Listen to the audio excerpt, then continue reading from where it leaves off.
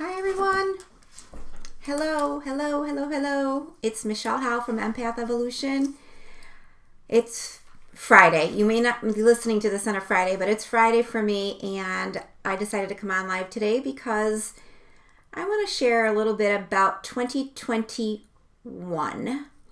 I did a little recap of the big shifts, the big topics that happened, the big things we need to notice as we move through the year.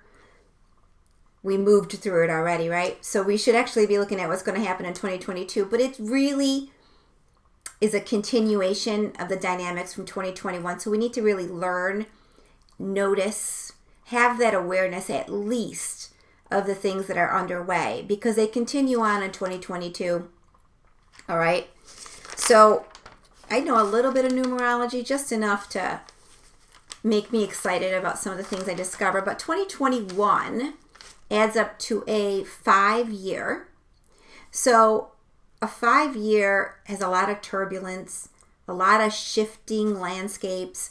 5s are known to be very chaotic, very all over the place. So 2021 is no surprise that it landed the way that it has landed. And I'm going to go over 5 key things that we noticed that were happening, that were part of the scene. 2022, now that adds up to a 6. A 6 is more of an intellectual number. 2021 was a 5. 5 is more of an emotional number. All right. So we're moving into the mind more when we get into 2022. And the concern with a 6 is that we overthink, we overworry, we overdo the mind. The mind takes over, all right? So keep that in mind. A lot of people that have lots of 6s worry. They worry a lot. They overthink, they think a lot. Just have that awareness to use that energy in a positive way. You think to a certain degree, you get information, you move forward. You don't just pause on it and stay there and worry and upset. Like, balance is a balance. Mind, body, spirit. All right? Not just mind. It's not just mind. It's not just emotions. It's not just your physical body, right? You're using your mind in symphony with other things that are in your life. So I'm going to go over these 5 items really quick. I know tonight we're having a healing in the group for group members. So if you are a member of Empath Evolution's community on Facebook, you will get that post and that information. So look for that. I will post something in there later. I don't generally market or advertise because these are people that I know, and I'm usually part of these healing groups. Well, George does the healing. I support that space, and I help with that. So George is the first. There'll probably be some other people that do some healing work. And that only happens in the group because I know as an empath that we are on a very unique journey and that we do need that support. Some of us know how to give it to ourselves every day, but even in addition to that, as a collective, when we come together, it makes a huge amount of difference when we collectively join to clear things. It's a stronger movement forward, okay? So that happens once a month at this point in the group. The 5 things, I'm going to get to that. Number 1, polarity intensified. What does that mean? Division. You're right, you're wrong. This is your fault. This is not your fault. You're the bad guy. You're creating this. I'm creating this. Like, there's infighting going on. It's a fight within ourself that's manifested in the world. And it's manifested, people show it, humanity, always blaming somebody else. Always making somebody else wrong maybe sometimes even. I've seen a lot of empaths make themselves wrong. So we see the right and the wrong and the good and the bad. And trust me, I know there's a difference between high vibrations and low vibrations. I know that. But as a human being, we need to know that we are experiencing the full spectrum of energies. Some are very intense and heavy and sad and angry, and the other ones are loving and light and beautiful and quick moving and uplifting. So the more we understand, actually, the more we ground and we know who we are, and we come into symphony where we're not polarized, we know who we are. We know the emotions, the thoughts, we know how all that works together. Then we can maintain a certain standard, a certain level way of being in the world, of being you without up, down, right? You're wrong, you're right. The drama, the chaos that comes along with that, all right? That's number one. That intensified a lot. Part of this is the times we're in. There's a huge collision, and it needs to happen. It's not like the outside is an example of what's going on inside of us. So inside, we're all supposed to be waking up. We only wake up when things get a little crazy, and you need to find a place where things are not crazy anymore. And that will be inside of you. All right? So, hello, user. I don't know who you are, but hello. I'm glad you're here. Second thing that I noticed very clearly is, you know how you have children and you raise your children and, you know, all kinds of different parenting styles, right? Some parents are a little more coddling, a little more controlling. Some are to the max. I expect this. This is what you can do. This is what you can't do. And you know, you can even think of it as families, right? Families, communities, you know, the politics of being part of a unit, whether it's your family, whether it's your community, whether it's your country, all right? The politics that's going on out there is more one of control, fear, because when you amp up the fear and control kind of go hand in hand. When you don't think you have control, you're afraid because you don't know what's going to happen, because this might happen, that might happen. So it's like when that dynamic, which is fear-based, amps up, it throws everything, you know, it throws us off. And it's like someone's trying to take our power away. So let me just back up a second. If I look at it from a family perspective, you're raising your kids, if you're ultra strict, right? And you have all these rules and the kids can't do what they want to do and the kids can't grow and the kids, you know, you're safeguarding them because you know better, right? Similar to a government telling its citizens that it knows better, right? The children in a family will grow up thinking that they don't know, thinking that they're not that great at things. They're being coddled. They're being safeguarded. Almost they're not trusted to take care of themselves, right? So these kids, either they're going to succumb to that definition and become puppets of whatever the parent says to do or not to do. And in a lot of ways, when parents are like that, they tie they really don't let their kids blossom and fly and do what they need to do to learn. Because the only way we learn is through actually doing. And someone can certainly give us advice, but when someone takes over ownership or takes over decision making for us, all of a sudden, we're not making decisions. We're not powerful. We may not even know what we can do, right? So looking at that at a global level, at a country level, the government is there. almost as a parent in some ways, to create a structure that is safe for its citizens. But the moment it stops allowing its citizens or children to learn,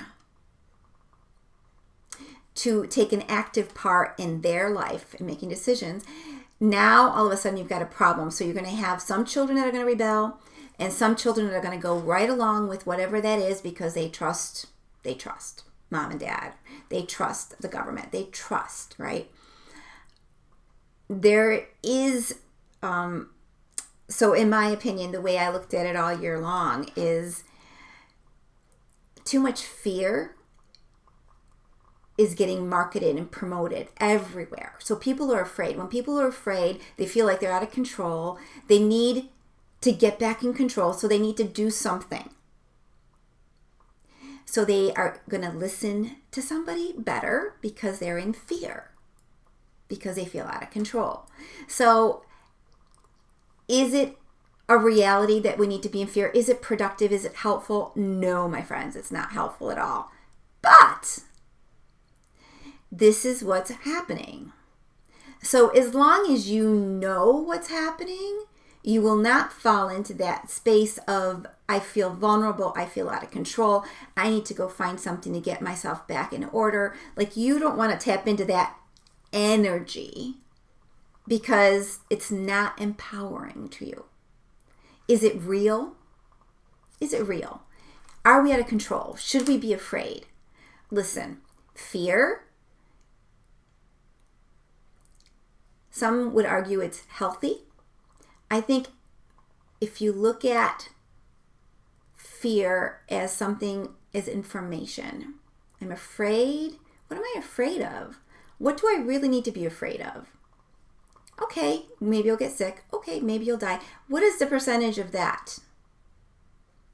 And how much of this fear is taking up room in my head, in my heart, in my body? How much of this fear can we live with every day? How much do you want to live with every day? I know for one, nope, not for me.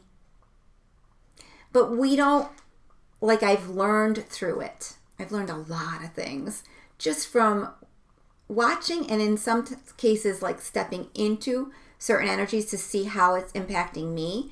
And there's a lot of damage that can be done when the propaganda or the promotion or the message is fear. So don't listen to it. Don't listen. That's 2. Third, emotional pain and loss. Now, mind you, as a society, I don't feel that. See, I don't feel. That's how I process.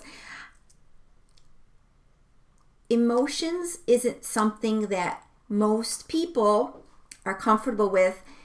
They only like the good emotions, right? But emotions come on a spectrum, on a range. So as a human being, you're going to go through all of that spectrum of emotions, and it's for you to learn to process it. Now, when you're a child, children don't know how to process emotions. Maybe if they have a good parent, the parent can, but most of the times parents don't know how to process their own emotions either, much less their children's emotions. You have to be an exceptional person to be comfortable and to understand emotions.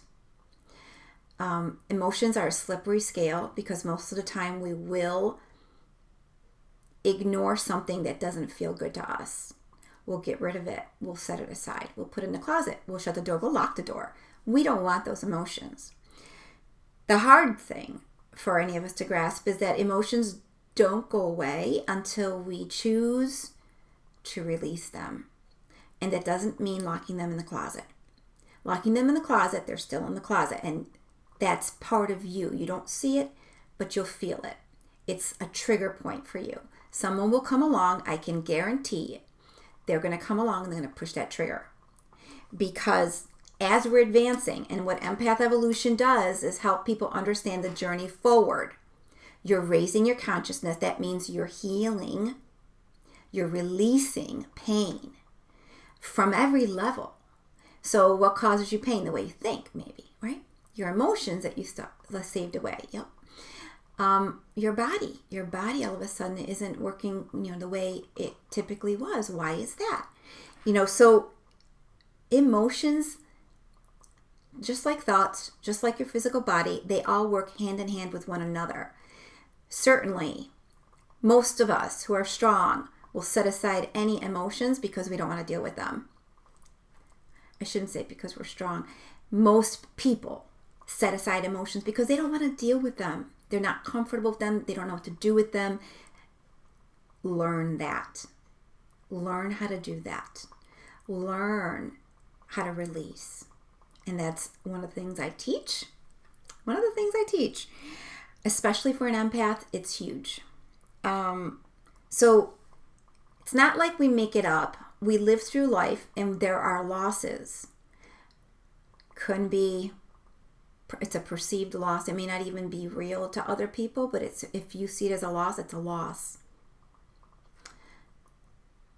The loss, the grief that comes when you lose someone that you love, that steady theme for the last 2 years now. All right? Not an easy thing to move through, grief. And it takes time. It takes time to come to terms with it because you're going to feel empty. And it's going to feel like you have a pain where you're empty. And it's because that person filled your life in certain ways. And once that person leaves his or her physical body, where you were attached to them and they were attached to you, is no longer active. So it's redefining, shedding the way you were connected to them before and finding another way to connect with them, because nobody dies. Souls are in a human bodies. The soul does not die. The body isn't working anymore, the physical body, but the soul is still there, okay? So that's been a major, huge theme, and I'm gonna do a training on moving through grief, especially over the holidays. Just so you know, look for that. The fourth thing that's very big.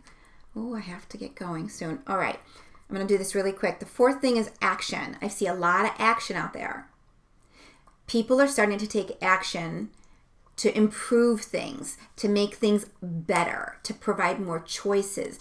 They're starting to see the problems and they're coming up with solutions. It's happening. It's happening. Systems are now, it's evident what's not working and what is working. So we are equipped with very intelligent people, and that might be you, one of you listening, that's taking specific actions to improve what our society, what our world is dealing with, what the people that we love deal with. And the fifth one is really ownership over our own health, a priority on health and living healthy. There's tons of free information online. I swear I can be my own doctor. Sometimes I really wish I wasn't my own doctor, but I have found the need to step in and be very engaged and involved with my own health. There are many things that affect us, many things that we know about, most of the things we don't know about. And whose job is it? Is it the doctor's job? Yeah, the doctors can help a little bit, but you are running this car. You're running your body every day. You are going to know before anybody else that something doesn't feel right, something isn't right. What should I be putting in this body? What should I be doing with this body? What am I doing that's negatively impacting my body? Right? And unfortunately, as you get older, more things start to slow down or break down, or your body's adjusting to this or adjusting to that. That's not even talking about what we're releasing emotionally affects your body. All of these things that we're going through, your thoughts, your emotions, will affect your body. And because we're raising our vibrations, the whole planet is, all the stuff that needs to leave it's like this big, huge pot. And we're going to stir it all up, and we're going to let whatever can leave, leave. And that's kind of like what it works like with your physical body. Things will come into your world to stir things up. The only thing to remember as an empath is not to take on what is not yours. Not to tune into what is not yours. To have a stronger presence of who you are and what is your energy when you go into social situations and in group settings, okay? So that's quite a bit of information. I have to get going, but certainly look up empathevolution.com, look up Empath Evolution's community on Facebook. It's a private group. And certainly join us tonight. Look for George's post in the group, and I'll see you then. Take it easy, and I'll talk to you soon. Oh yeah, if you have a question or a comment, write it in here, and I will certainly get to it. I get notified of all of those, and I'm more than happy to respond to you. Okay? Thanks.